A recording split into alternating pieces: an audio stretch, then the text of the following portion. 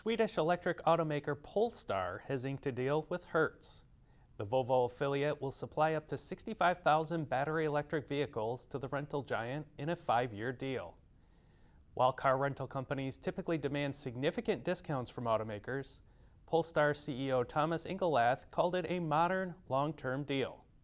Well, this deal obviously is a healthy deal for Polestar. It is a deal that has to work for both partners, and it has to be a deal that has a long-term sustainability, a word I think that you can use here as well. So for that reason, that is certainly not the typical short-term rental deal as you know it from the past. Ingenlath says the agreement does not alter the company's sales or profit projections. Hertz will initially order the 4-door Polestar 2. The sedans will be available to rent at locations in Europe in the spring, followed by North America and Australia late in the year. For Hertz, the deal is another step in its ambitious plan to grow its EV fleet.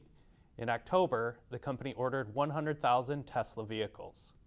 Well, I don't think we'll get to all EV. I think, the early objective is to get to 20% and then to grow from there. I would say that we're very open to engaging, as I said at the start, with all OEMs that, put forward an interesting and reliable and solid product, the likes of Polestar. And so to the extent that happens, you should expect that Hertz will be engaging with them in the procurement of automobiles, to grow out the fleet. Hertz CEO Scherr praised the Polestar 2. Well, there's no convincing on my side. I'm quite sold on the automobile, having driven one myself. I think this is a question of production and availability of cars, and I think it'll be a formidable step for us to cross 20% of the fleet. We will certainly grow from there, as diversification is good for our customers. And as I said earlier, this really opens up a number of different business lines for Hertz that just weren't there before. Scherr says he expects EVs to stay in the rental fleet longer than traditional combustion engine models.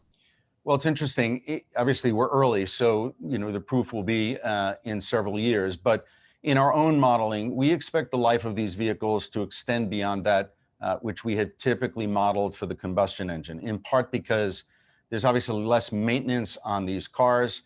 There'll be an ability to rekit the interior as we go forward. And so our expectation is that these will carry a longer life than what we've experienced over very many years on the combustion side.